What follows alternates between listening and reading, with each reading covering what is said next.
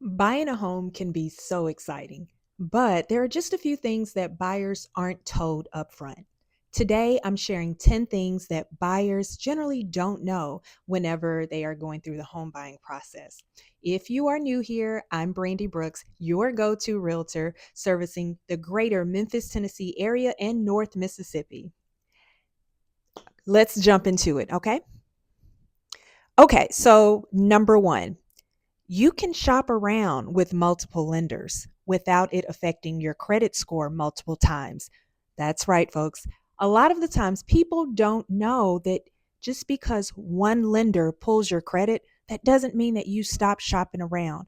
All lenders are not made equal. As long as you apply for loans within or apply for multiple lenders within a 30 to 45-day window, guess what? It only affects your credit score one time. That means one hard inquiry. That's it. Not all lenders are equal. For the most part, lenders all have FHA loans, conventional loans, USDA loans, and also VA loans. However, each lender, they're going to have their own interest rates. They're going to have different interest rates, and they're also going to have different grants to offer you if you're looking for that sort of thing. And they also are going to have different loan products. Sometimes they may have a loan product with more, let's just say with 0% down, and it may be a conventional loan, but it may be a loan that they are planning to keep in house and not sell on the secondary market. We call those portfolio loans. Okay, coming in at number two, you usually skip your first month's payment. So I'll give you an example. Let's just say you close on your home in January. That means that your very first payment won't be due until March 1st. And it's usually late by the 15th. I don't know. That's just that's just what the lenders for the most part go by. So that gives you a little extra cushion for those who need it. Let's head on over to number 3.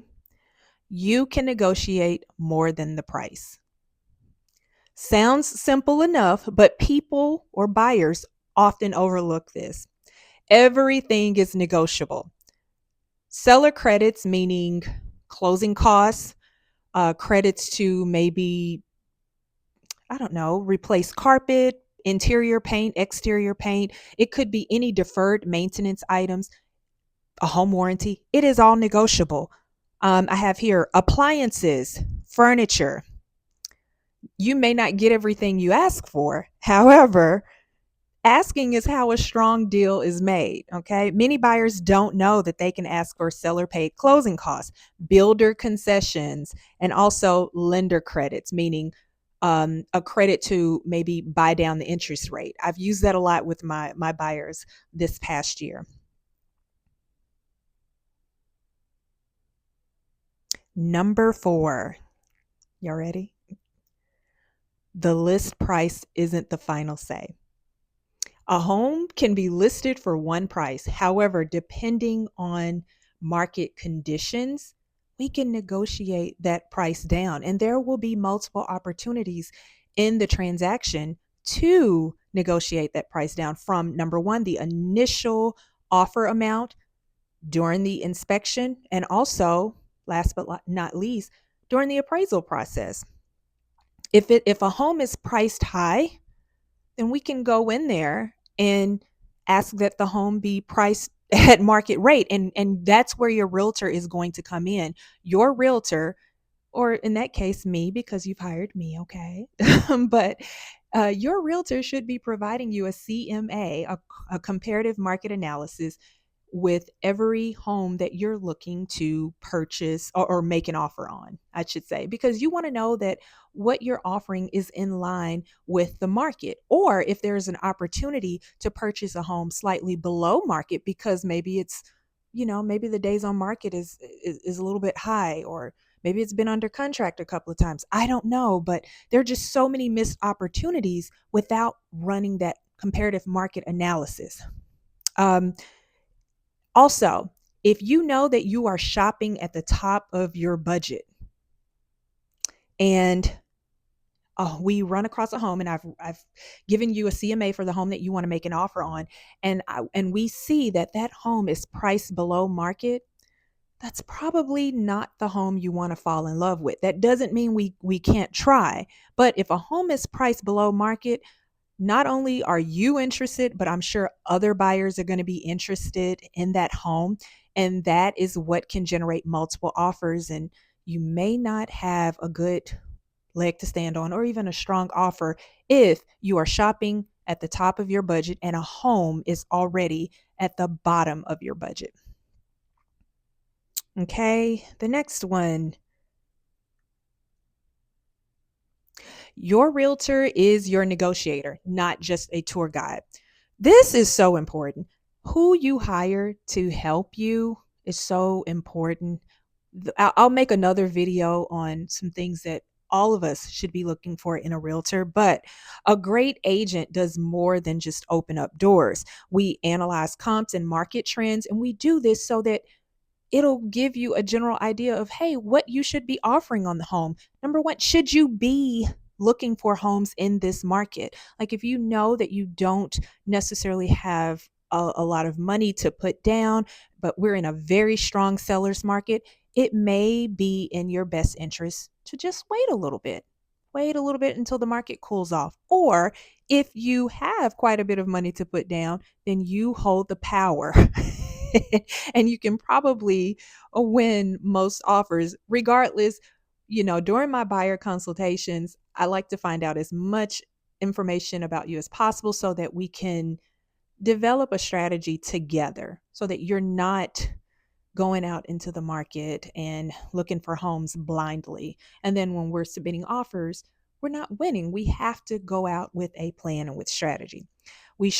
Something else, realtors, a good realtor, we structure offers strategically, negotiate repairs, credits, and timelines. That's a lot of that is what you don't see going on. A lot of that happens behind the scenes and it can get chaotic.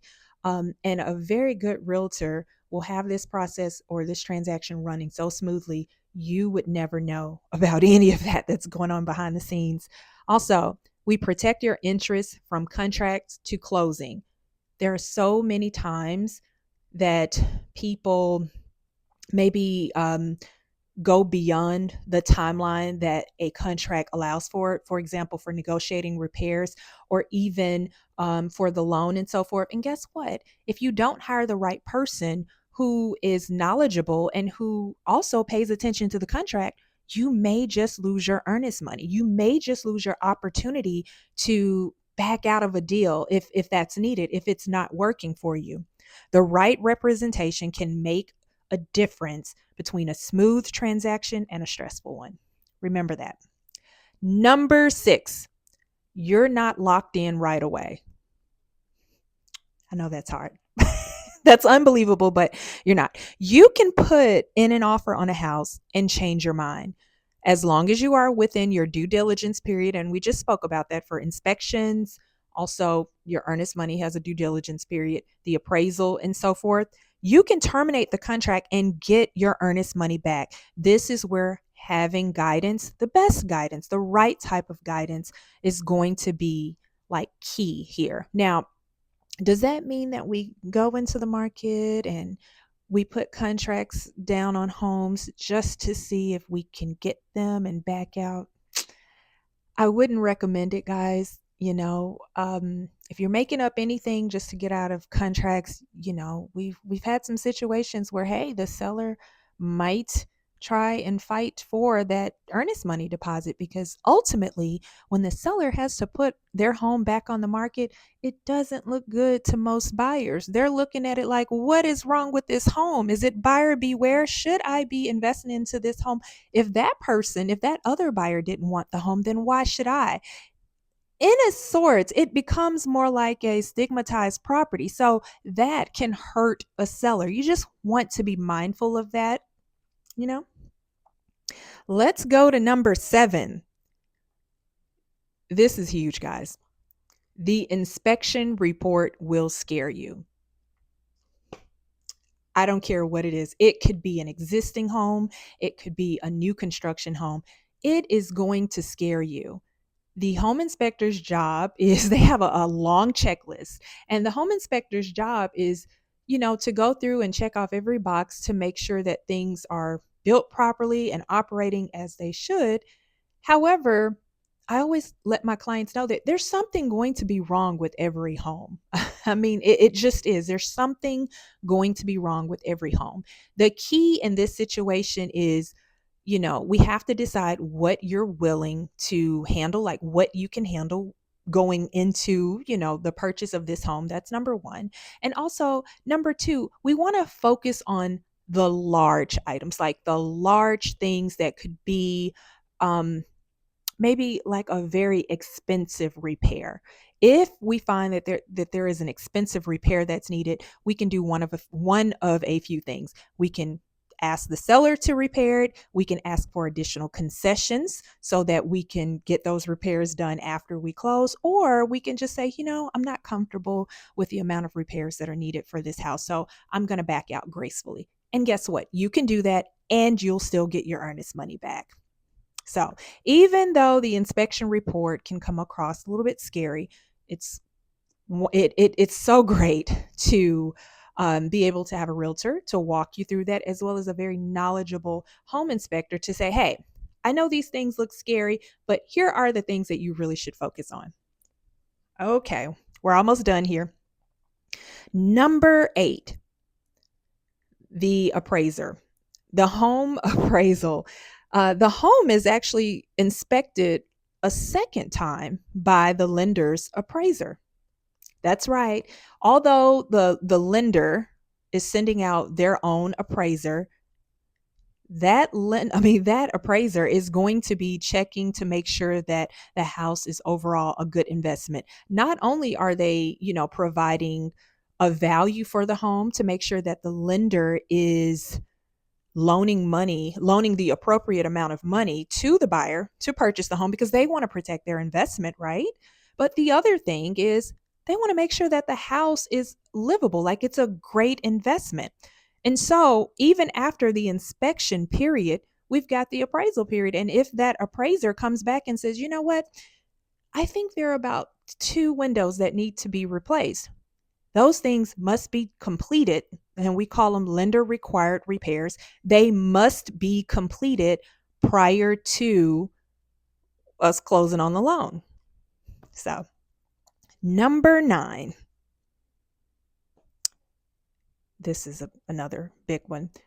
Your credit is checked more than once. So, your credit is checked when you're getting pre-approved, and most lenders will check your credit right before closing.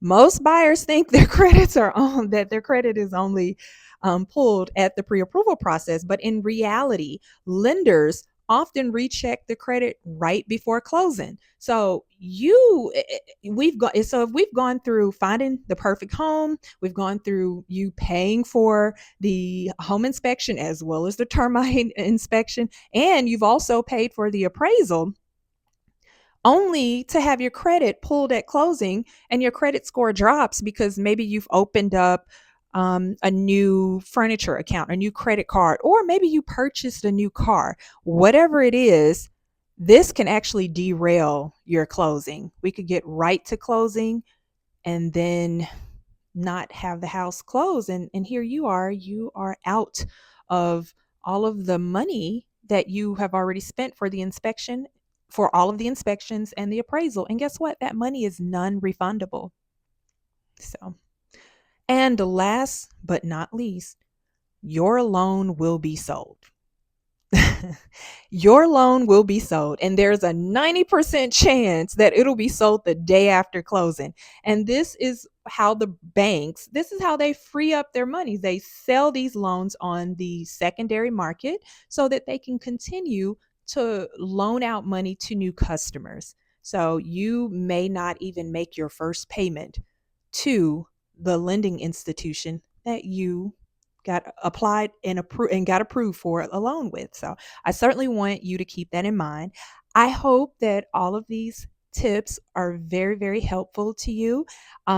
As always, if you are looking for a realtor in the greater Memphis, Tennessee area and also the North Mississippi area to help you purchase a home or sell your home, I am your girl. There is a link in the description box where you can book a consultation, and I'll be happy to go over the process with you. Also, one more thing, if you found the information in this video helpful, be sure to like this video, subscribe to my YouTube channel, and let's talk about some of the things that we have been chatting about in the comments. And also click the notification bell so that you can know whenever I drop a new video. Bye.